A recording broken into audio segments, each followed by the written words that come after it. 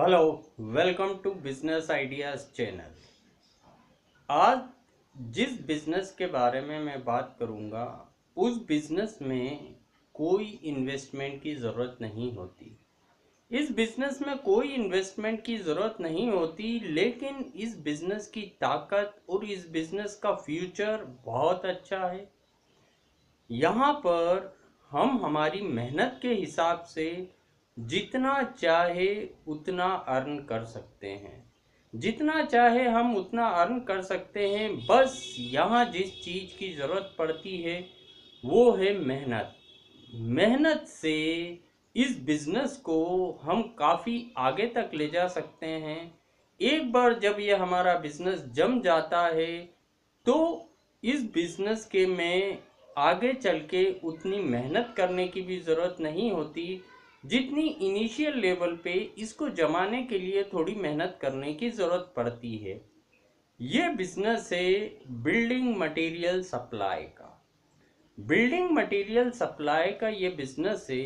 इस बिज़नेस को हम बिना कैपिटल के शुरू कर सकते हैं।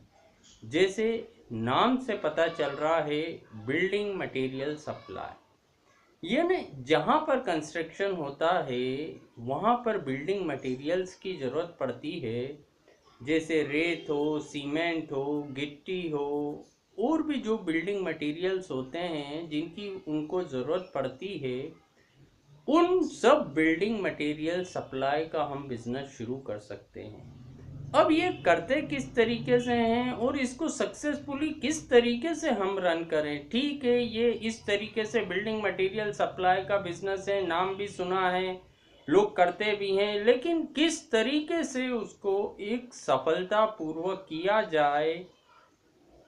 यहाँ पर बिल्डिंग मटेरियल सप्लाई का बिजनेस करने के लिए एक विजिटिंग कार्ड सबसे पहले हम हमारा बनवाते हैं, जिसमें हमारा नाम, हमारा कॉन्टेक्ट नंबर और जो जो भी बिल्डिंग मटेरियल हम सप्लाई कर सकते हैं उन सब की डिटेल्स उस कार्ड में होती है।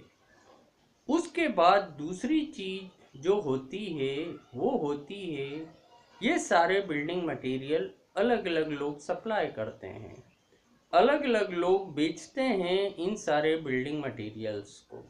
सपोज ईंट का व्यापारी कोई और है, सीमेंट का व्यापारी कोई और है, रेत का व्यापारी कोई और है। हर प्रोडक्ट का अपना एक अलग व्यापारी होता है। अगला जो स्टेप हमारा होता है वो उनसे कांटेक्ट करने का होता है कि भाई वो कौन सा माल किस रेट में हमें प्रोवाइड करेंगे। जब हम उनसे डील करेंगे, हम काफ़ी बड़ी क्वांटिटी में आपकी परचेसिंग करेंगे, आपका माल हम सेल आउट करेंगे, तो वो हमको एक अच्छे रेट पे माल देगा, सही रेट पे माल देगा, दूसरों से कम रेट पे माल देगा। क्यों? क्योंकि हम रेगुलरली उससे माल उठाएंगे। हम रेगुलरली उससे माल उठाएंगे तो वो हमें एक रिजनेबल रेट में देगा। अब यहाँ पर जो बिल्डिंग मटेरियल होते हैं उनमें भी क्वालिटी अलग अलग होती है। कुछ बेस्ट क्वालिटी होती है, कोई मीडियम क्वालिटी के होते हैं, कुछ लो क्वालिटी के होते हैं। तो हमें सबसे कांटेक्ट करना है, क्योंकि जो रिक्वायरमेंट मार्केट में होती है वो सब तरीके की होती है। कुछ लोगों को बेस्ट प्रोडक्ट पसंद है, अच्छा क्वालिटी चाहिए, कुछ को मीडियम चाहिए, कुछ लोग रेट देखते हैं तो वो क्वालिटी से कॉम्प्रोमाइज़ भी कर लेते हैं। तो यहाँ पर हम हर तरीके के जो क्वालिटी प्रोडक्ट हैं और जो उनको सेल आउट करते हैं उनसे कांटेक्ट करते हैं, उनसे डील करते हैं कि हम आपसे माल उठाएंगे और आप क्या रेट लगाएंगे। उसके बाद हम जिस शहर में भी रहते हैं वहाँ पर पूरे शहर में विज़िट करते रहते हैं, घूमते रहते हैं।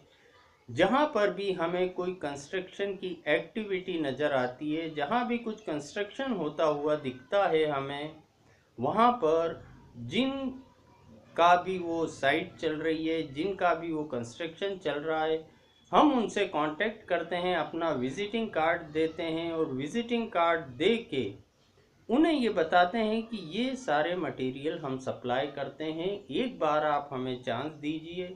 एक बार आप हमें चांस दीजिए, उसके बाद हम दूसरी साइट पे जाते हैं। इस तरीके से पूरी साइट्स जो भी कंस्ट्रक्ट हो रही है हमारे शहर में, हर साइट पे एक विजिट करते हैं, हमारा कार्ड दे के आते हैं। ठीक है, हमने 100 लोगों को दिया, 90 लोगों ने हमें फ़ोन नहीं लगाया, लेकिन 10 लोगों ने भी हमें फ़ोन लगाया, तो हमारा काम हो गया। हमारा काम क्या था? सिर्फ हम 100 जगह विजिट करा और 100 जगह हमने हमारा कार्ड दिया, उसमें से 10 लोगों ने हमें फ़ोन लगाया। 10 लोगों ने हमें फ़ोन लगाया और 10 लोगों को हमने माल सप्लाई करा, उनसे पैसा लेके जिनसे हमने माल उठाया है उनको पैसा दे दिया, उनसे पैसा लेके जिनसे हमने माल उठाया है उनको पैसा दे दिया। सपोज़ हमने 100 रुपये में कुछ ख़रीदा था और 110 रुपये में जिसकी साइट थी उसको दे दिया। 10 रुपये हमारा मार्जिन हो गया, 10 रुपये ये हमारा पक गया। अब बिल्डिंग मटेरियल सप्लाई हजारों लाखों की डील होती है, तो जो हमारी कमाई है वो भी हजारों लाखों में होती है, वो कमाई भी हमारी हजारों लाखों में होती है। तो यहाँ पर सर्विसेज सबसे इम्पॉर्टेंट होती है किसी भी बिजनेस के लिए। अगर हमारे पास फ़ोन आया, हमने उसको टाइमली क्वालिटी वाला सही रेट में माल पहुँचाया, तो हमारी माउथ पब्लिसिटी से गुडविल बढ़ती है। जब हमारी माउथ पब्लिसिटी से गुडविल बढ़ती है, अगर उसने कंस्ट्रक्ट करवाया, उसके 10 दूसरे परिचितों ने भी कंस्ट्रक्ट करवाया, तो वो ऑटोमेटिकली हमारे लिए free of cost marketing executive का काम करेगा कि भाई मैंने उससे बिल्डिंग मटेरियल लिया था, आप भी उससे लो, काफ़ी अच्छा आदमी है, रेट सही लगाता है, क्वालिटी सही देता है, टाइम पे माल देता है। तो माउथ पब्लिसिटी से हमारी गुडविल बढ़ती है। साल 2 साल में जब हमारी शहर में गुडविल बढ़ जाती है, तब ये काम ऑटोमेटिकली फ़ोन पे होते हैं। हमारे पास फ़ोन आता है कि ये चाहिए हमें, ये हमारा एड्रेस है, हम उसको फ़ोन लगाते हैं, जिससे हम माल उठाते हैं, उससे माल वहाँ डलवाते हैं जहाँ साइट चल रही है। तो इस तरीके से बिल्डिंग मटेरियल सप्लाई का जो बिजनेस होता है वो लगभग ज़ीरो इन्वेस्टमेंट में और काफ़ी पोटेंशियल वाला बिजनेस होता है। यहाँ पर मेहनत की इनिशियल लेवल पे ज़रूरत है, लेकिन इसका फ्यूचर बहुत अच्छा है। क्यों? क्योंकि कंस्ट्रक्शन फ्यूचर में कभी बंद होना नहीं है, ये डे बाय डे बढ़ना ही है। तो इस फील्ड में आगे स्कोप और पैसा बहुत है, साल 2 साल की मेहनत है। Thank you.